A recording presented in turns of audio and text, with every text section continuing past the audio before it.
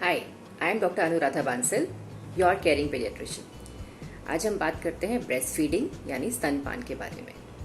अगर आपके घर में कोई 6 महीने से छोटा बच्चा है या कोई नन्हा मुन्ना आने वाला है, तो चाहे आप माँ हो, पिता हो, दादा दादी हो या नाना नानी हो, इस वीडियो को एंड तक ज़रूर देखें, क्योंकि इफ़ेक्टिव और एक्सक्लूसिव ब्रेस्ट फीडिंग के लिए पूरी फैमिली का सपोर्ट ज़रूरी होता है। माँ का दूध, जिसे हम लिक्विड गोल्ड भी कहते हैं, पासपोर्ट टू गुड हेल्थ भी कहते हैं और बच्चे का फर्स्ट वैक्सीन भी कहते हैं। सभी जानते हैं कि माँ का दूध बच्चे के लिए अमृत होता है। एक्सक्लूसिव ब्रेस्ट फीडिंग यानी पहले 6 महीने में बच्चे को सिर्फ और सिर्फ माँ का दूध दिया जाना चाहिए। पानी, जन्म घुट्टी, ड्राइड वाटर, मुगली घुट्टी, शहद, ये सब पहले 6 महीने में अवॉइड करने चाहिए। डॉक्टर की दी हुई मेडिसिन दी जा सकती हैं। 6 महीने के बाद माँ का दूध जारी रखते हुए सेमी सॉलिड स्टार्ट किए जाने चाहिए। अगर बच्चे को पहले 6 महीने में सिर्फ माँ का दूध मिलता है, तो बड़े होने पर उसे दमा, डायबिटीज़, ब्लड प्रेशर, इन्फेक्शंस और यहाँ तक कि ब्लड कैंसर से भी प्रोटेक्शन मिलती है। यही नहीं, माँ को भी ब्रेस्ट कैंसर, ओवरी का कैंसर, मोटापा, ब्लड शुगर और बीपी की प्रॉब्लम से बचाव मिलता है। ये सब जानते हुए भी क्या आप जानते हैं कि हमारे देश में जन्म के पहले घंटे में सिर्फ 40% बच्चों को ही माँ का दूध मिलता है और इनमें से भी 6 महीने तक आते आते सिर्फ 50% बच्चे ही ब्रेस्ट फेड होते हैं। ऐसा क्यों होता है? इसके बहुत से कारण हैं। कभी कभी मदर्स को ब्रेस्ट फीड कराने के लिए पूरा सपोर्ट नहीं मिल पाता, घर से बाहर जाएं तो कैसे फीड कराएं। कभी कभी कुछ प्रॉब्लम्स हो जाती हैं कि बच्चे ने माँ का दूध पकड़ा ही नहीं या मदर्स लैच नहीं कर पाई। कुछ केसेस में ये नहीं पता होता कि 6 महीने तक कुछ और नहीं देना है, तो वो तो आपने आज जान लिया।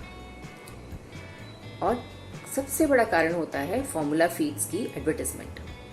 सभी मदर्स ये पूछती हैं कि मेरे बेबी के लिए बेस्ट फॉर्मूला मिल्क कौन सा है। ये कोई नहीं पूछता कि मेरे बेबी के लिए बेस्ट मिल्क कौन सा है। तो दोस्तों, आपके बेबी के लिए बेस्ट मिल्क माँ का दूध है, ब्रेस्ट मिल्क है, फॉर्मूला मिल्क नहीं है। तो जब हम फॉर्मूला मिल्क को इक्वेशन से बाहर निकाल देंगे तो हमारे बच्चे एक्सक्लूसिवली ब्रेस्ट फेड हो पाएंगे और अपना फुल पोटेंशियल अटेन कर पाएंगे, क्योंकि न्यूट्रिशन बच्चों की डेवलपमेंट का सबसे पहला हिस्सा है। इमोशनल डेवलपमेंट, अर्ली लर्निंग सब उसके बाद आते हैं। तो फ्रेंड्स, अगर आपको आज का वीडियो यूज़फुल लगे तो इसे प्लीज़ लाइक कीजिएगा, शेयर कीजिएगा और चैनल को सब्सक्राइब कीजिएगा। आप मेरा फेसबुक ग्रुप ज्वाइन कर सकते हैं, जिसका लिंक डिस्क्रिप्शन बॉक्स में है। तो आइए हम बात करते हैं जो कॉमन प्रॉब्लम्स हैं ब्रेस्ट फीडिंग के रास्ते में आने वाली, और उनको हम कैसे सॉल्व करें। सबसे पहली प्रॉब्लम होती है कि दूध पूरा नहीं पड़ता है। मदर्स को लगता है कि उनका मिल्क सफिशिएंट नहीं है, इनफ नहीं है, तो ऊपर से देना पड़ेगा। तो मिल्क की सप्लाई को इम्प्रूव करने के लिए 2 सबसे सिंपल और इफ़ेक्टिव तरीके हैं। पहला, कि माँ अपना वाटर इनटेक अच्छा रखें। अगर मम्मी का हाइड्रेशन स्टेटस अच्छा है, वो दिन में 2-3 लीटर पानी पीती हैं, नींबू पानी, नारियल पानी ले सकती हैं, तो उनका मिल्क आउटपुट यूजुअली अच्छा रहता है। अगर माँ के शरीर में पानी की कमी है तो दूध का आउटपुट ऑटोमेटिकली कम हो जाता है। दूसरा है स्ट्रेस फ्री रहना। बच्चे का जन्म माँ के लिए सबसे स्ट्रेसफुल चीज़ होती है। एक तरफ वो सबसे खुश होती हैं कि मुझे एक नया जन्म मिला है, दूसरी तरफ उनको टेंशन होती है मैं कुछ गलत तो नहीं कर रही, कुछ गड़बड़ तो नहीं हो जाएगी, बेबी ठीक है ना। तो इसलिए पूरी फैमिली का सपोर्ट होना ज़रूरी है, और ये ज़रूरी है कि मम्मी खुश रहें, क्योंकि जब आप खुश रहते हैं आपके ब्रेन से हैप्पी हार्मोन्स निकलते हैं जो मिल्क आउटपुट को बढ़ाने में मदद करते हैं।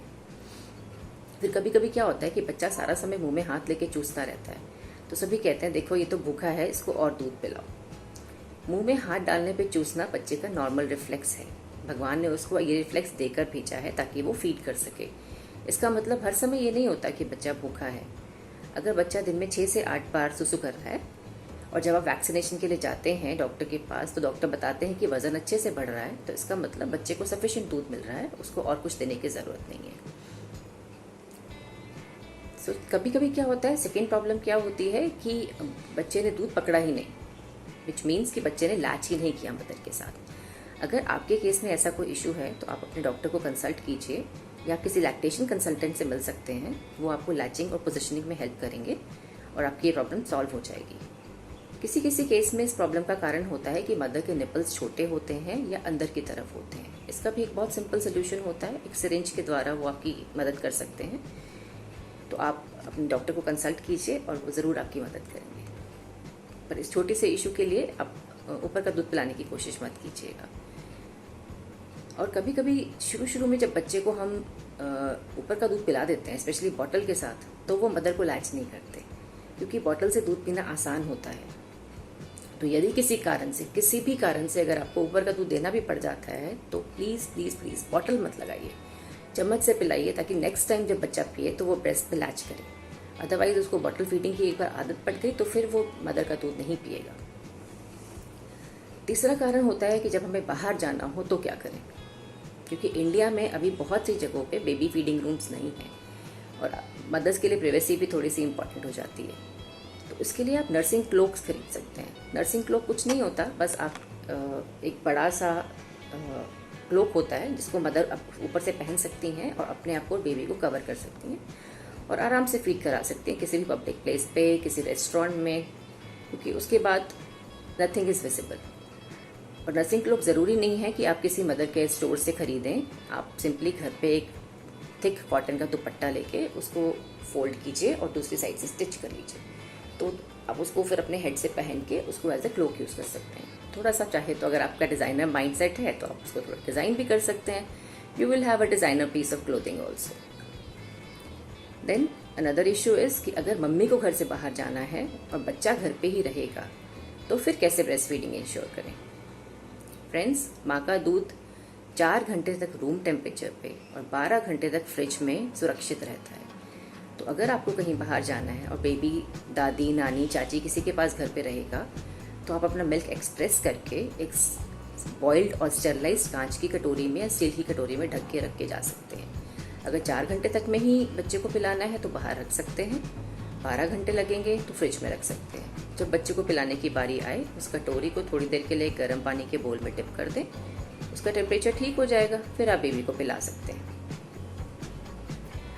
और आजकल के ज़माने में एक कंसर्न और होता है कि मुझे कोविड वैक्सीन लगी है तो ब्रेस्ट फीडिंग कितनी देर के लिए अवॉइड करूं। कोविड वैक्सीन का कोई भी कंपोनेंट ब्रेस्ट मिल्क में नहीं पहुंचता।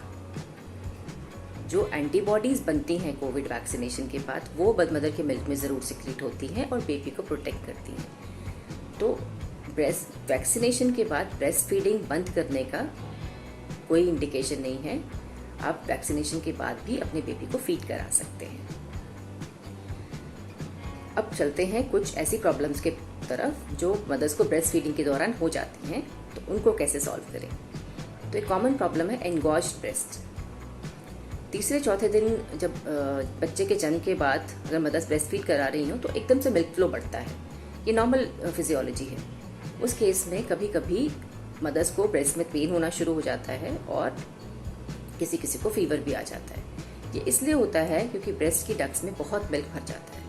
तो इस प्रॉब्लम को ओवरकम करने के लिए आपको थोड़ा मिल्क एक्सप्रेस करके निकाल लेना चाहिए।